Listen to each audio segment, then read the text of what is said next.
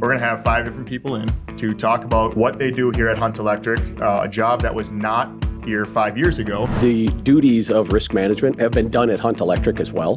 There just was never a position. I'm a translator between numbers and somebody that wants to make a decision. So I work in the ACP department. Does that mean you're extra special? I feel like I have the most understandable job. I'm just like a photo video guy. I really mean it. Knowledge is power, and curiosity is such a powerful engine of learning and discovery and finding solutions. It's a lot of big words there. It's okay. It's okay. Welcome to the Beyond the Breaker podcast. Quick debrief of what you're going to see for the next 30 minutes here is we're going to have 5 different people in to talk about what they do here at Hunt Electric, a job that was not here 5 years ago, why it's important that they're here, and where the value gets added to Hunt, because we are an ever-growing company and we need more and more people, and we need to be diverse in what we can provide our customers. So, John, to open it up, the easiest question ever, what do you do for Hunt Electric? And please give us an official title. An official too. title works as well. Yeah. Sure. The official title is Vice President, Safety and Risk Management. It's one of the longer titles we have. Does that mean you're extra special? No, it does not. Far Okay. from it. I've shortened it just to Safety and Risk Management, to be perfectly candid. And I've started using that because it's really a support function for the teams that are safety and risk management. And the function that didn't exist 5 years ago clearly wasn't safety. Right. The foundation for safety at Hunt has been incredible, built up by Tom Andrzejewski many years ago for a long time, up until Chris Rollins today, who was a guest previously with you guys. Mm-hmm. Yeah, that's right. And so that existed. The risk management portion is what's new. Talk into it a little bit. Like, Of course. What is risk management? I think that on one hand, we can think about it from an operations perspective. Like, are we being safe about something, or are we making the money that we wanted to? And I think there can be a whole lot of other stuff on the business development side and beyond. There is. Yeah. There is. And it's a nebulous concept, risk management. It can be financial risk management, operational, enterprise risk management. It's all pretty conceptual. I focus on the operational. That's where my history and experience is. But the duties of risk management have been done at Hunt Electric as well. There just was never a position. There We wasn't maybe a didn't title. formalize it. No, Sure. there wasn't one individual who was responsible for X, Y, and Z. And so there is now. And a lot of the duties that sometimes the executive team was doing themselves have come to me, or as I like to tell my family, because it's impossible to explain to them what I do for a living. Sure. Whatever someone else doesn't want to do, I end up doing. Excellent. Yeah. I have a few tasks that I could maybe add to that list. Yeah. Is that going to be okay with you? I'd be just fine with it. Yeah, we'll catch it all. It doesn't mean we're going to do it well, but we'll take it off your hands. Would you say that the support function and why it's here now is based on the growth of Hunt Electric, or the complexity of the industry? What was the need for it? It's both. Yeah. Primarily the former. Yep. The fact that the company is growing so much, so many new contracts are coming in. Insurance had to grow, and that's a large portion of risk management. The traditional idea of risk management is mitigating the risks that the company faces. It's not preventing them, because we still have to operate. We still got to get out in the field. We still got to climb these ladders, connect wires, run electricity. They're all very dangerous, risky things to do. How do you minimize that risk or mitigate that risk? And a large portion of that is insurance related, and you buy insurance to backstop a loss. And so that's the traditional form of risk management. That's one of the first things I started doing, along with claims management, but it's become more operational. In your background, what makes you the most suitable for this job? Why'd you get it? Because I applied. No. Straight out of high school? Yeah. Kind of alluding to what I said before, that it's a lot of things people don't want to do. It's because I'm willing to do it. And it sounds kind of ridiculous and tongue-in-cheek, but there's a bit of sincerity to it. Yep. I started my career as a workers' compensation claims adjuster. Got it. Okay. And it's a rough job.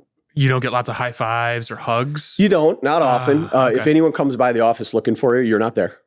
And it does happen Doors on occasion to people. Doors locked. There's someone posted out front. Yeah. And you're taking something that is the most personal thing in the world to that individual who's been hurt. Yeah, it matters. And you got to turn it into something that's business related, black and white, fiduciary responsibility to a client.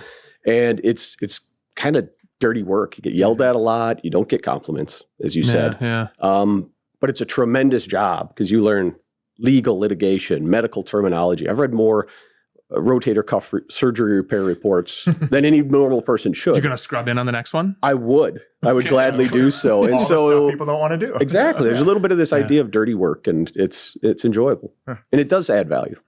Absolutely. To the point. It bring value, take away something someone else doesn't want to do so they can focus on business development. Yep. They can focus on lean construction and things like that. So whatever isn't in your wheelhouse for those two roles, yes, that kind of can fall to risk management. Kind of keeping it high level because I don't understand all the terminology that you're going to immerse yourself in on a day-to-day basis. But when you think about the way that risk management has been formalized and maybe transformative with and by Hunt, what's some of the coolest stuff that you're seeing us do or maybe innovative things that we're doing to help mitigate that risk and make sure we've got a clear path for the next 20 years? It's it's an insightful question. A lot of it has to do with AI. I was just at a conference earlier this week, and a large portion of that was driven by AI. It was a construction risk management conference. Half the sessions, half the discussion was about AI. Interesting. First, is it going to take your job? Which, is a big risk. We're not too worried about it, to be candid, because even AI doesn't want to do this. They don't want your job. They either. don't want it. No. So that was a large portion of the conversation. But it really is, can AI adjust an insurance claim? Can it review all of your policies and determine are you properly covered? On another aspect, on the operational side, we're digging into having our own fleet, our own vehicles under the umbrella of the corporation we work for. Yeah. And if we can control that as well, you're not worried about subcontracting out third parties to do the trucking, to go over the road. These are your employees. You know exactly who they are, what they're doing. And that's seems like a relatively minor portion of what we're doing, but it has a big bearing on our risk portfolio as a company. Yeah, because you're setting policy, you're making those hires directly, you're doing the training, so you know that it's done, and then it matches. Yes. No, that's cool. Thank you. Appreciate that. John, so we can keep our other guests rolling through here today. Any last words, any last thoughts that you want to share about the wonderful, joyous job of risk management?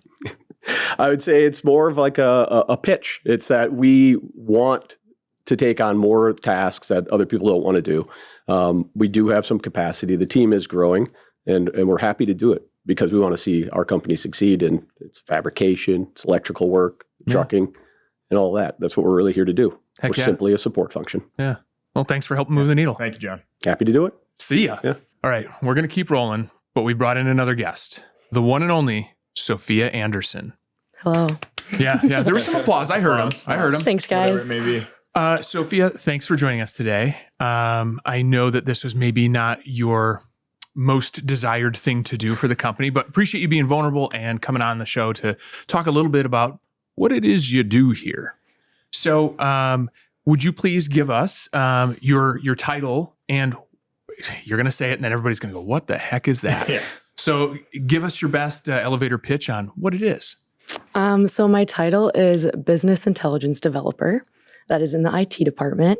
And what I do is I use all the data from various sources that we have here at Hunt.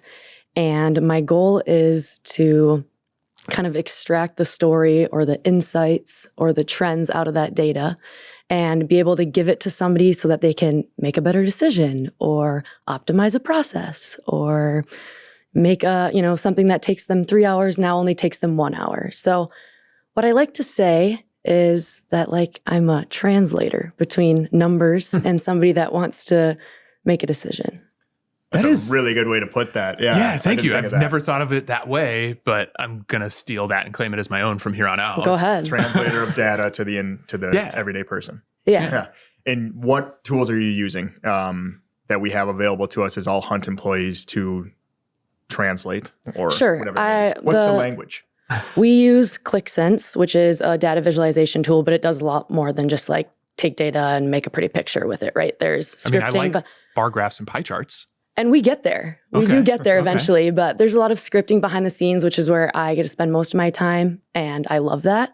But I also love to get it to the pretty picture that makes sense to the people that are going to make the decisions. So that's where I kind of come up with the translation idea, right? Like to me, the numbers make sense, but to somebody else, they don't. So I need to get it to a form where those trends and insights make sense to them.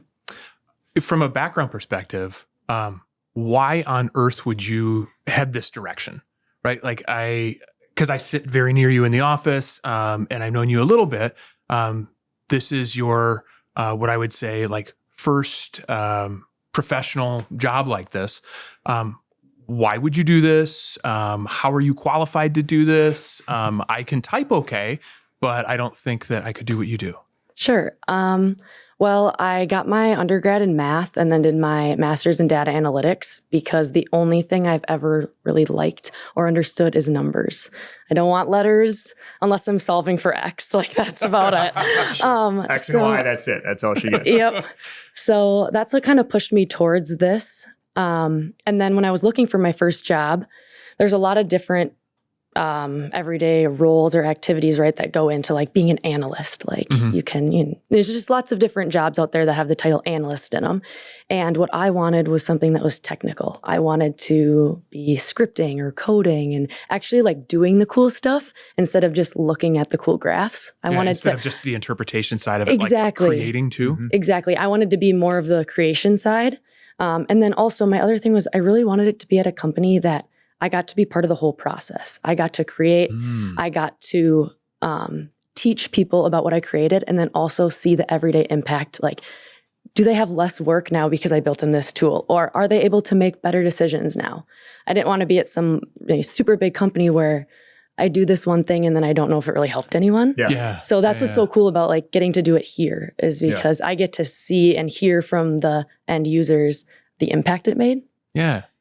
And we just had John, he just said, I'll take your job and do it for you if you need help. I don't know if that's exactly how he said it, but close enough. Like that. Yeah. Let's say somebody at Hunt needs, is listening to this or watching this and is like, wow, I actually could really use some help in understanding the data that I'm receiving. How is it best to approach you in, like, what's the best way to go about utilizing your expertise for what they need? Send me an email. That's a dangerous item. With, what do they need to include? Like, do they need to specify exactly what they're looking for and you can break it out or? No, I mean, I think the biggest thing is a lot of times people don't really know all the data that we have access to. And also, like, you can put data together in many different ways to come up with different insights. So if they just have like a problem, or I like to say opportunity, like if they have an opportunity, I want to know more about this. Can you help me get there? Like, yes, let's have a 30-minute meeting and let's talk about what you do every day and why you want to solve this problem or optimize on this opportunity. And then together, we're going to come up with a way that I can build a tool for you. Got it. That is awesome. Well answered. Thank you. Well answered to a confusing question. Thank you. Sophia, we've said that like part of the idea behind this podcast is jobs that didn't exist at Hunt 5 years ago. And you are one of a team, and I think that's fantastic. Put on your future vision hat and like look into the future. What do you think it's going to look like in another 5 years at Hunt with kind of some of the activities around your role and the impact that you, the storytelling, the data can do for us in the future? Oh gosh. Well, one thing I do know about my field that it's really fast progressing, right? Like what we were doing a year ago is completely different than the tools and the data that we have access to now. And that's going to be the same thing in 6 months. And something that I think is really cool about our role is it's not static. Like as technology continues to develop and there's new tools out there, I'm blessed with a department that wants to get ahead of the game. It's like, oh, if there's a new tool, let's get it integrated. Let's learn how to do it before our competitors learn how to do it. So we can kind of stay proactive in that. So it's exciting that my role might not be the exact same thing that I do. I mean, everyone to some degree changes their role, but as technology advances, we will continue to do that as well. And that's cool. Heck yeah, it is. Before we check out and kick you out of here and bring in another guest, any last thoughts, any sales pitch, any questions you want to ask us? Well, I just want to say thanks to Hunt Electric in general. This is my first big girl job, and most people don't get like their, dream job out of college. And I would like to say that I did. So it's been an awesome last 6 months. So Thanks to all my coworkers and Hunt in general. Glad to have you, Sophia. Thanks for coming on. Thanks. All right. Well, Justin Lai, thank you for being here. Our third guest. Yes. As you go through this series. Yes. And let's get right into it. Tell us what you do. So I work in the ACP department, What is ACP? Advanced Construction Planning. Sounds like a good idea. Yeah. Flash that on the screen, Ben. Right. So what do you do? Like, what is that? Yeah, great question. We literally start at the beginning of a project, kind of identify the areas that we can help the field team plan the project out, identify any prefabrication situations that we can send to bear, and then just help lay out the project from there on out. And you're doing that. Well, let's go back. How big is the ACP group? So we're 20 team members at this Okay. point. All local, some national. Actually, we just put on our first ACP teammate that is in a different state. So Oh. we do have, A fully remote one. fully Yeah, remote. cool. Huh. Yeah. And what is the background for the people that are on the ACP team? A lot of the ACP team came from the field as Okay. electricians. Okay. So they're hands-on. They've been in the field for quite some time. Did this kind of process in the field, Yeah. and now it's going to expedite that time. Hopefully, can get ahead of any issues and just get ahead of the process. So. When you're talking about some of the stuff that like you used to do on site and as run of work as a general foreman, just in case there happens to be like an office worker or project manager listening to this, it's like, well, why don't we just do it the old way? Why does Justin need to do that in the office now on a computer? Explain for us just a little bit more detail, the kinds of things that you're doing with that layout and how that impacts the project. Yeah, I think there's a couple of reasons why they want to kind of go this route. I think number one is schedule impact, right? Mhm. The schedules are getting condensed. And then the other item is labor hours, the amount of people actually on the job. Can we go down on on-site labor hours and move that process to a bear? And then that would mean ACP would be designing that for bear.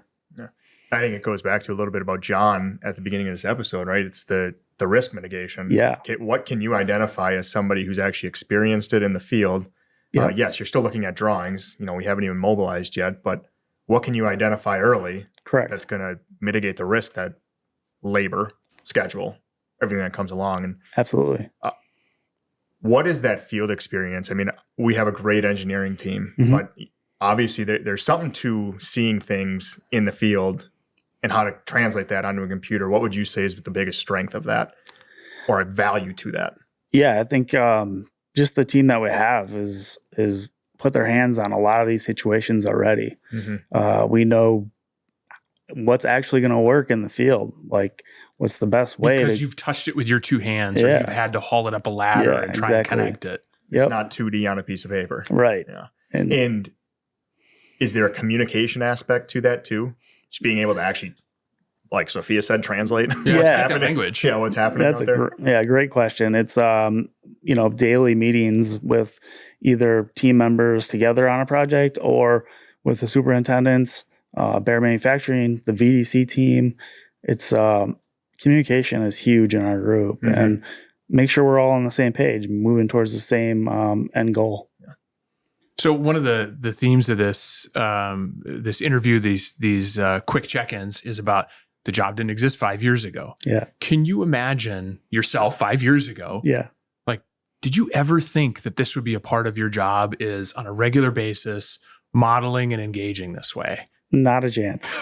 Not a chance. And how long do you think it took to kind of like learn those new skills and be proficient at it? Good question. I always thought I'd be working with my hands Yeah. in the field, walking around, being with other teammates. Now it's in a chair, sitting at a computer, but you'd be surprised at how fast you can actually pick up, Yeah. little shortcuts. Another great thing about the ACP team, along with the VDC team, is we're fairly close to each other. And if you don't know something, I guarantee somebody else in that room probably does. I was going to say, as the way the department's set up, you're still working with that team. Yeah, You're just all at computers now. correct. But, Yeah, but there's value to that. Like you said, the communication point is huge. Yes. You can look over at somebody and say, hey, I actually haven't ran into this before in the field, but have you? right. And they probably, yes, somebody has. In that Yeah, group. absolutely. Even code, not everybody knows everything about the code, and it's What? brainstorming, right? I know, yeah. Yeah. Just brainstorming and different routes. Maybe we can save money or time. Yeah. Yep. And sometimes both. And if neither, let's still make it safer. Right. Let's make it easier on somebody's back. Right? 100%. A couple of trick questions for you. Okay.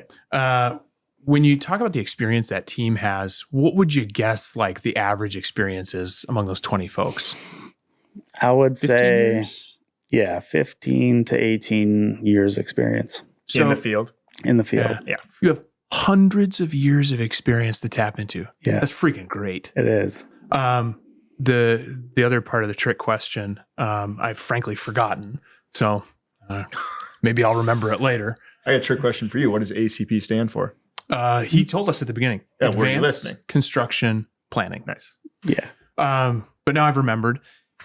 If you were going to take a guess, is it easier to teach an electrician modeling skills, or is it going to be easy to teach somebody who's a digital modeler electrical skills?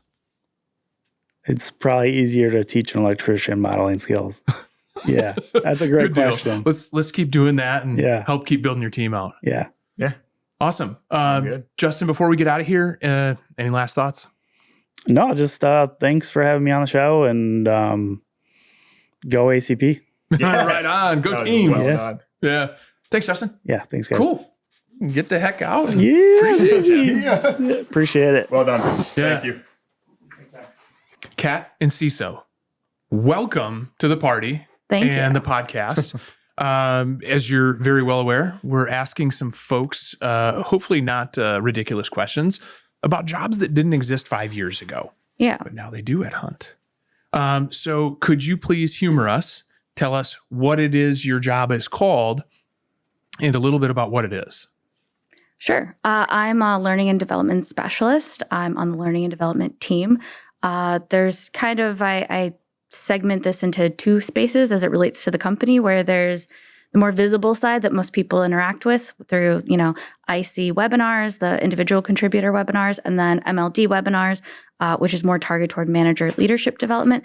So that's more the visible side. That's where I see the people see me. Yeah. And then the less visible side is stuff like the research that goes into it, the content creation that goes into it, working with departments to kind of get a better idea of how to support them with training resources, things like even just helping and developing our onboarding for new employees, and most recently, working on getting Workday up and running and ready and rolled out to everybody. What is your background for all of that? Right, because that's a lot. I mean, it's a lot of stuff, but you're now working with everybody within Hunt to prepare all this stuff. But you said content creation, actually physically teaching the classes. What's your background for that? Academically, it's history, economics, and education. Okay. So where that kind of ended up translating into was a few years after college, I ended up getting into a new home construction company. Actually, backtracking, a roofing and public adjusting company, then new home construction. And there was kind of just this natural progression into this construction industry, adult learning. I'm really passionate. I, as a person, like background speaking, I love learning. Yeah. There's a solution for it. There's a solution for it in everything. And I think altogether, it's really helped me be equipped with, research skills, the ability to just talk to people at different levels with different backgrounds, really thinking about that learning solutions perspective, the public speaking, and then the digital content creation. It's on the public speaking point, because I think that's something that for Ben and I too, like really inspired by, but believe in. What are things that are happening at Hunt where we're getting people ready for the public speaking? Because we talk about just even communicating with your own workforce and people in your own company, being able to do that effectively is huge. What kind of things are we utilizing and implementing here to make that better? I would say one of the biggest things lately is just the way our individual contributor webinars and our MLD webinar programs talk to each other. And by talk to each other, I mean, corporate term alignment, but it's really just making sure we're using consistent language, whether it's about feedback, whether it's about change management, whether it's about just new changes rolling out. And we have no shortage of them, just from the system sides to processes to people growth. And there's so much room for development. And I think just keeping an eye on what the larger mass needs are. Yeah. I would say those two are really just strong implements that we have to get people speaking a common language. We're talking like, what language do we speak? And my aim is to try to figure out what everyone's language is and find the middle ground. Yeah. Kat, having been a person who's attended several of the seminars that you put on, classes, I apologize if I'm not using the exact right word, but all of the above. Yeah. When you're guiding through my words, nobody else's, what I would think of as pretty dry, boring topics, somehow you keep it engaging. And like I've said it publicly before, but like kudos to you for being able to walk through some major boring shit and make it really interesting. Is this like more challenging for you to do with adults who, have different life experience, maybe have some embedded beliefs and assertions? Or wouldn't it just be easier to teach us all this stuff in preschool? That's what I wanted to be in preschool. I definitely like Hunt Electric on my mind. I only have 5 minutes with you guys. No, I mean, I think people who work with the little ones are some of the bravest people I've ever met. Their patience knows no bounds, and I have great admiration for it. Most of my experience before working with adult learners was middle school, high schooler. To your point, it comes down to that really core communication piece. Who's your audience? When your audience is a bunch of middle schoolers, adolescents, high schoolers, they're required to be there. The motive is different. The big key difference with our webinars, especially IC webinars, is they're optional. The people who show up there are there to learn because they're hungry for something. And I think what really makes it, there are challenges and things that make it easier for me with this adult audience, where on the one hand, they showed up because they want to be here. Yeah. And they already have something in their brain that says there's value in this. Yeah, they self-selected right in. And that's what I want to just grapple onto. Yeah. The other piece of it that is challenging is we do all have different backgrounds, whether we have, a field background, whether it's our first job out of college, whether we have retirement coming up in 5 years, or, did you just join Hunt? Have you been a veteran with Hunt for 30 years now? Yeah. And what I think the greatest challenge is, and what I always strive for, is cutting to the core of what we all have in common. Especially for IC webinars, they're for everybody. Yeah. It needs to be applicable and inclusive of everybody. So yeah, just looking for that common thread of I love that. Thank you. What we all have in common as a human. Yeah, I think you really kind of just answered this question, but I'm going to ask it anyway because we got time for like one more. Sure. What do you see as the tools that are going to continue to be utilized by Hunt and the employees of Hunt going forward, and what's going to change without giving away the trade secrets? Because not everybody has a cat at their office, and ain't nobody in this learning development world that's really like breaking ground on these educational opportunities for the employees. So what do you see as the future for you in continuing to provide great content for Hunt to grow with? I think one of the biggest, most important tools is we now have a really robust learning management system in Workday Learning. And as we keep building that and making it more accessible, making it more easily, readily available, that's going to be huge because we're continuing to develop content. And that's me and that's my manager, Emily Lindblom. Like, we are continuously looking and seeking out where there's that need within the organization for that cohesion, for that standardization. And as a tool, Workday Learning is going to be huge. Yeah. But I also just think, I don't know, to get a little metaphysical with it, Well, excuse me, what?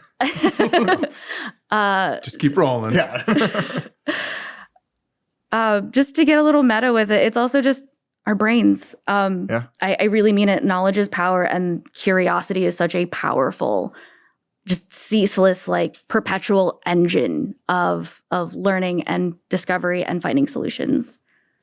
It's a lot of big words there. It's okay. It's okay. Just keep learning, Andrew. Yeah, I think the point here I'm is learning new words as we go. I'll help you learn them. Perfect. I promise. Kat, thank you so much for sitting down, being a little vulnerable. Love it. Keep teaching. Us two chuckleheads to try and keep learning. Keep learning. Yeah. Thanks, Kat. Thank you guys so much for having me. Andrew, we got one last guest. Everybody, this is Ben Converse, and nobody is manning the mics or the computer right now. It's almost like no adult supervision. Yes. Just on the autopilot button. Yeah. No, just Right, kidding. right. Travis is back there. Ben, since this episode is your idea, tell us everything you do here. Wow. It's a good start. My official title, because everyone else kind of gave their official titles, my official title is digital media creator. So I think I feel like I have the most understandable job of just like a photo video guy. Is what it boils down to. Yeah, just making different types of content. So I'm often on job sites, like trying to do my best to document the job. As somebody who has no like electrical background, like there is been a learning curve to it. Mm-hmm. I remember my first job site that I was on at Hunt Electric. It was like, I was asking, so what did we do for this project? And they were like, yeah, well, the conduit up there. And I was like, yeah. So what is that? What is conduit? Yeah. Like you come in totally green. Like, how could you know? Totally. Right. Yeah. So I do feel like there's some sense of as far as I understand, there was a photographer before me. He was a contractor, somebody that they use pretty often to document different parts. But I think having a full-time photographer, digital media creator guy has sort of brought about this idea that I'm like, if you have a hammer, everything becomes a nail. Mm-hmm. And now that we have a full-time photographer, a full-time video guy, there's just been like stuff that's come out of nowhere that's maybe we didn't know that we needed me for. That's kind of turned into that. So I think about like our social media stuff that I see kicked out there. That's wildly different than it was 5 years ago. Yeah. I see the stuff that we post on, our internal web pages, and no offense to whoever there was another camera guy, like the quality of that content is just skyrocketed because we maybe have a full-time professional doing that. Thank you. I would echo that in from a sales role too. Like, yes, words are great and being able to stand in front of a room and sell something to somebody. But when you can sell with a commercial, and those are the videos that you guys create, that's even more effective. What would you say is the growth in that for you and making sure that we're on site? Like, what are you targeting when you go out there? And what's the end goal of actually creating that video as opposed to just showing the site, but for future use of that? What's the goal? I think for me, something that I don't know if this exactly answers your question. I think me being newer to the company, I think sometimes we don't always know exactly how the photo or video content will precisely be applied. Mm-hmm. So I sort of go and shoot and kind of get some general stuff. I think the growth pattern or how this becomes better is shooting with like a specific application in mind. So if we are going to, if this is for a website, if this is for a proposal, if this is for social media, trying to shoot more intentionally only helps the content, I think, feel better like on those platforms and probably like perform better for the task that it was assigned to do versus shooting generally and then trying to like retrofit it onto the different applications. Yeah, right. Because if you go somewhere and you say, we do duck bang, and you get like a 2-second clip that in the background of, here's a duck bang video for a minute long of what's going on at Bear and how it gets installed. Yes, like, and it's an explainer of somebody. That would be a specific application that. Yeah. So Ben, a couple of the other guests that we've had on talked a little bit about how their role impacts others. And, what would you say to other folks within the organization, all our brands, all our teams? I know you've traveled some too, for different things we've been doing. But how can we continue to leverage your skill set, that sort of visual interpretation of what we do? What are some ways we can grow that way? Well, what I think is interesting, like my job, and I guess the whole marketing team falls under like the shared services department. And something that we talk about as a marketing team is like, our goals are only our goals if they're somebody else's goals, right? Like if we're a shared service and we're all trying to accomplish the same things, like we have to come up with goals that align with other departments' goals and other branch offices' goals, because otherwise we're just making noise and it's not really going anywhere. So I think that's like a vision of the future, is like help us like understand the goals of your team, your department, so that we can or I can create content that better fits those goals and helps us accomplish those goals. Yeah. So In the sense of, you're obviously a producer of this podcast. What's the excitement that you have with your job every day, in your background of why you got interested in producing content, but also the stuff you do for Hunt and the shared services, but even this as well in a different medium? What gets you excited about working for Hunt and what you do here? it's cool. I think what I love most about my job is that I feel like I get to help people communicate their message, right? Like I don't have any of my own real messages in terms of like the electrical industry or like the work that Hunt's doing. But I believe that I have a skill set that can help people who want to communicate that to people who want to hear that. So for me, there's like again, being newer to the whole industry, there's like a learning curve for me where I feel like I'm still trying to really get into the nuance of what that means. Yeah. But into the future, I feel like the more that I understand that, the more effective I'll be sort of in that middle. Yeah. That is awesome. So I get excited about that. Like I love learning, and it's been like a fun, almost a year, just trying to learn and understand. And I think, and I experience this with the stuff that you've created, and even this is like, you don't think about delivering a message in a way, like you see stuff and you're like, wow, that really hit home for me. But when it's your message delivered in a video that you created with, whatever, you're like, wow, that is actually way cooler than I could have done it anyway, right? I didn't use iMovie on my iPhone to create this quick video. There's actually some professionalism to it. And sorry, that made me think. But I would just like, I'm hoping that's more so a kudos to you. Like the stuff that you produce, I hope is inspiring to people to be like, yep, no way I could have done that on my own. That's why we have you here. And I think that there's like, to add on to that, like the part of this like future piece, and I think Sophia said it too, is like technology is changing. Like photography and videography looked way different a year, 2, 3 years ago. And into the future, like what does that look like? I'm really fascinated by this idea of trying to create like virtual reality experiences. Like what would it look like for somebody to be able to walk through Bayer Manufacturing who lives in Nevada? Yeah.